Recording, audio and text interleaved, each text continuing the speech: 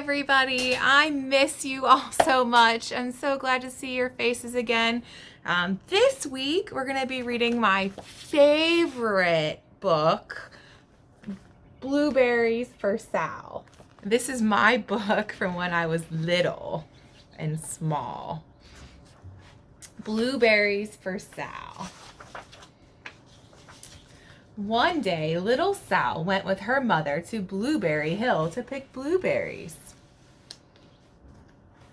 Little Sal brought along her small tin pail, and her mother brought her large tin pail to put blueberries in. "We will take our berries home and can them," said her mother. "Then we will have food for the winter." So when this book was written, people had to go out and pick blueberries and can them so they could eat them all year round. They didn't have them in the grocery stores. Little Sal picked 3 berries and dropped them in her little tin pail. Kaplink, kaplank, kaplunk. She picked 3 more berries and ate them. Then she picked more berries and dropped them in her pail. Kaplunk. And the rest she ate. Then little Sal ate all 4 blueberries out of her pail. Her mother walked slowly through the bushes, picking blueberries as she went and putting them in her pail. Little Sal struggled along behind, picking blueberries and eating every single one. Little Sal hurried ahead and dropped the blueberry in her mother's pail. It didn't sound kaplink because the bottom of the pail was already covered with berries. She reached down inside to get her berry back.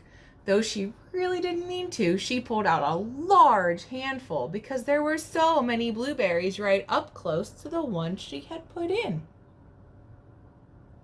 I like blueberries. Her mother stopped picking and said, "Now, Sal, you run along and pick your own berries. Mother wants to take her berries home and can them for next winter."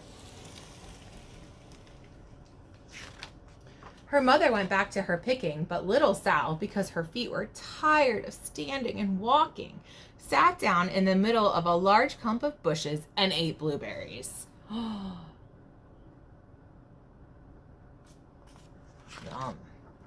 On the other side of Blueberry Hill, Little Bear came with his mother to eat blueberries. "Little Bear," she said, "eat lots of berries and grow big and fat. We must store up food for the long, cold winter." Little Bear followed behind his mother as she walked slowly through the bushes eating berries. Little Bear stopped now and then to eat berries. Then he had to hustle along to catch up. Sometimes we have to do that with our moms and dads, huh? To run along and catch up. Because his feet were tired of hustling, he picked out the large clump of bushes and sat down right in the middle to eat blueberries. Over on the other side of the hill, little Sal ate all of the berries she could reach from where she was sitting. So then she started out to find her mother.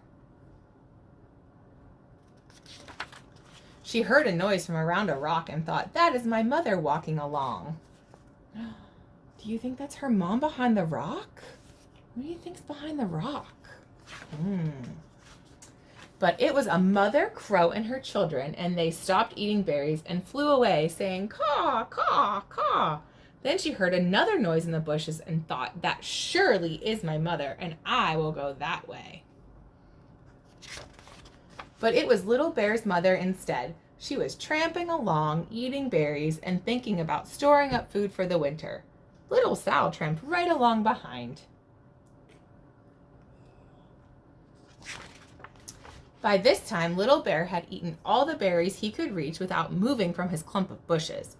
Then he hustled off to catch up with his mother. He hunted and hunted, but his mother was nowhere to be seen. He heard a noise from over a stump and thought, "That is my mother walking along." But it was a mother partridge and her children. They stopped eating berries and hurried away. Then he heard a noise in the bushes and thought, "That surely is my mother. I will hustle that way." Do you think that's his mom? But it was little Sal's mother instead. She was walking along picking berries and thinking about canning them for the next winter. Little Bear hustled along right behind. Oh no, the wrong mom and babies are put together. Oh my goodness. Little Bear and Little Sal's mother and Little Sal and Little Bear's mother were all mixed up with each other among the blueberries on Blueberry Hill. You can see right here, there's the mom and the baby bear. And then on the other side of the hill, there's the mama bear and Sal. They're all mixed up.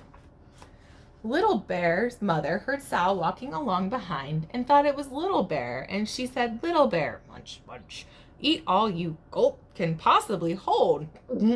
Little Sal said nothing. She picked 3 berries and dropped them, kaplink, kaplank, kaplunk, in her small tin pail. Little Bear's mother turned around to see what on earth could make noises like kaplunk. "Grumph," she cried, choking on a mouthful of berries. "That is not my child. Where is Little Bear?" She took one good look and backed away. She was old enough to be shy of people, even a very small person like Little Sal. Then she turned around and walked off very fast to hunt for Little Bear. That mama bear looks surprised. Little Sal's mother heard Little Bear tramping along behind her and thought it was Little Sal. She kept right on picking and thinking about canning blueberries for the next winter. Little Bear padded up and peeked into her pail. Of course, he only wanted to taste a few of what was inside, but there were so many and they were so close together that he tasted a tremendous mouthful by mistake. "Now, Sal," said Little Sal's mother without turning around, "you run along and pick your own berries. Mother wants to can these for next winter." Little Bear tasted another tremendous mouthful and almost spilled the entire pail of blueberries. Sometimes that reminds me of how dogs or cats are curious about what people are eating, huh? Little Sal's mother turned around and gasped, "Oh, my goodness, you are not Little Sal. Where, oh, where is my child?" Little Bear just sat munching and swallowing and licking his lips. Little Sal's mother slowly backed away. She was old enough to be shy of bears, even very small bears like Little Bear. Then she turned and walked away quickly to look for Little Sal. She looked surprised too, maybe a little scared. She hadn't gone very far before she heard kaplink, kaplank, kaplunk.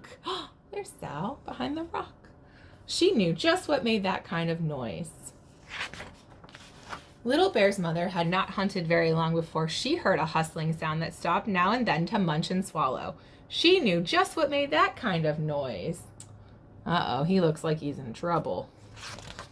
Little Bear and his mother went home down one side of Blueberry Hill, eating blueberries all the way and full of food stored up for next winter. And Little Sal and her mother went down the other side of Blueberry Hill, picking berries all the way, and drove home with food to can for next winter, a whole pail of blueberries and 3 more besides. The end. And then here's a picture. These are what kitchens used to look like.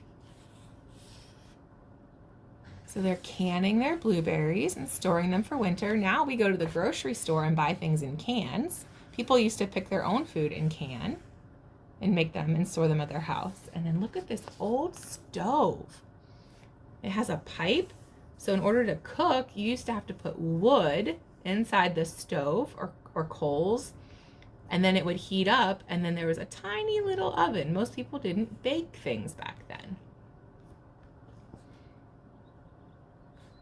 I bet they didn't even have refrigerators back then. It was so long ago. It was before electricity. All right. It was so good to see you. I will see you guys again next week. We're going to read another one of my favorite books from when I was a child, and then we'll probably read another swimming story. So I will see you guys next Saturday. Goodbye.